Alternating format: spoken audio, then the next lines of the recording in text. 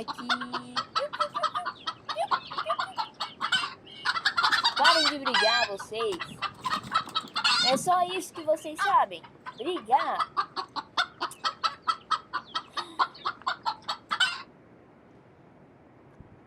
Bom dia, Mirton. Melhorou do resfriado? Sim, estou. Mas como eu estava dizendo ao Charles hoje, não sei se conseguiria ir ao coro hoje à noite. Não adiantaria nada. Eu acho que você deveria ir. Experimentar, sabe? Bom, se não estiver pior do que agora, estou descascando essas vagens enquanto descanso.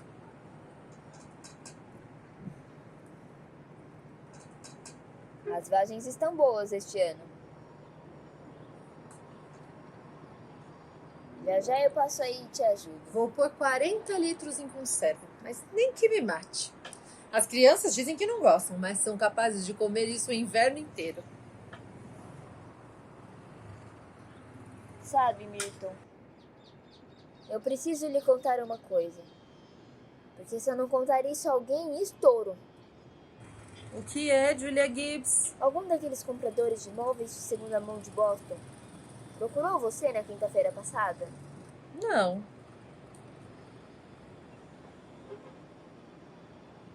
Bom, ele foi em minha casa.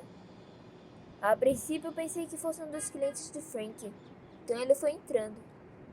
E Mirton, tão certa quanto estou nessa janela, me ofereceu $350 pela cômoda da Val Wentworth. Não diga. Imagine, aquela velharia.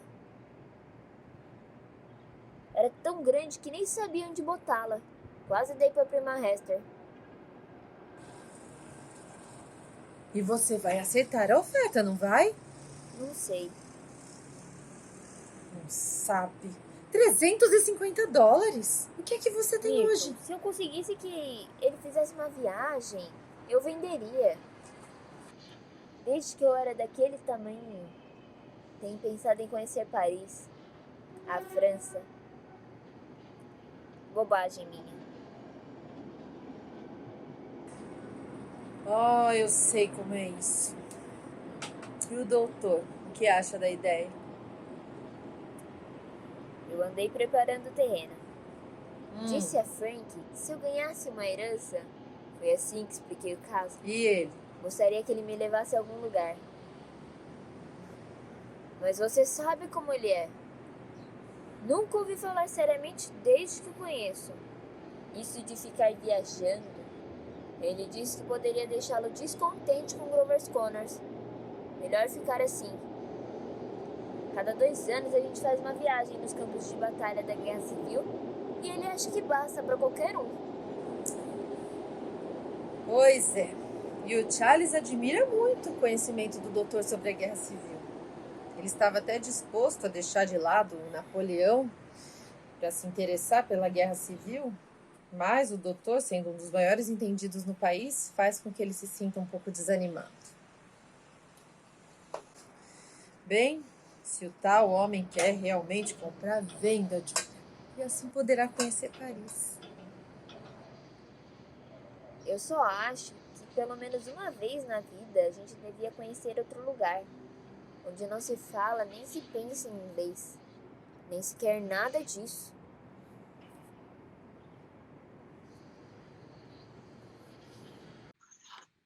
Agora vamos saltar algumas horas do dia em Grover's Corners.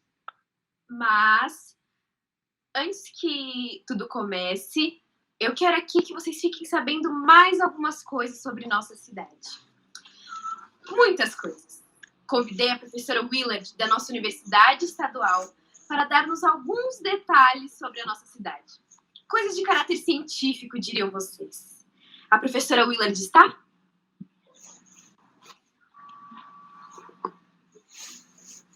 Apresento-lhes a professora Willard, de nossa universidade. Algumas rápidas palavras, professora? Algumas rápidas palavras, porque infelizmente o nosso tempo é limitado. Grover's Corners. Deixe-me ver. Grover's Corner se encontra nos velhos granitos arqueológicos da cadeia dos Apalaches. Pode-se dizer que é um dos terrenos mais antigos do mundo. Orgulhamos-nos muito disto.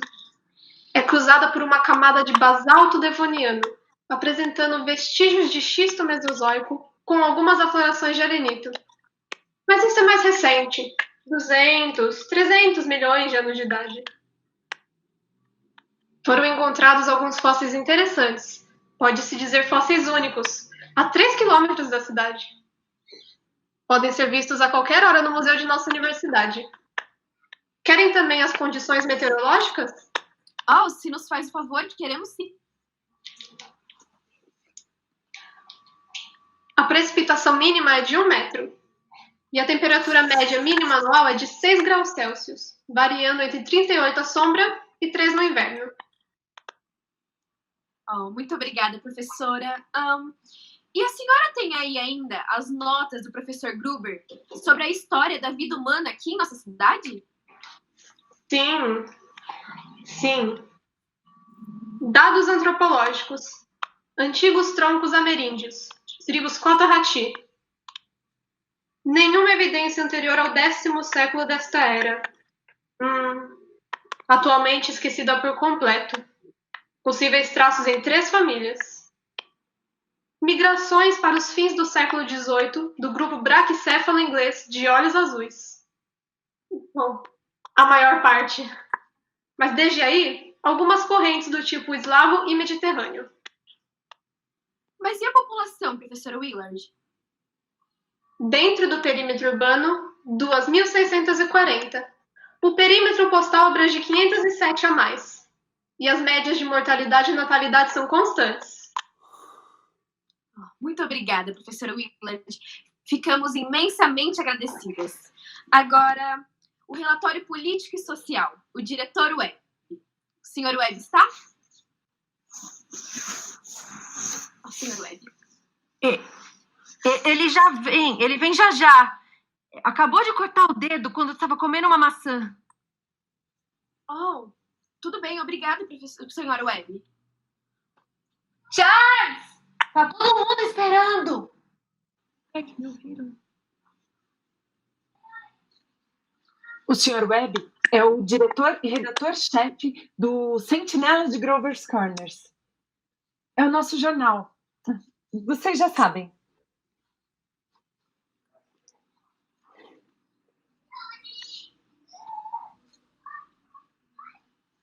Senhor Webb? Olá. Olá. Saudações, senhores. Eu acho que não é necessário dizer que somos governados por um conselho de administração. Os homens votam aos 21 anos, as mulheres votam indiretamente.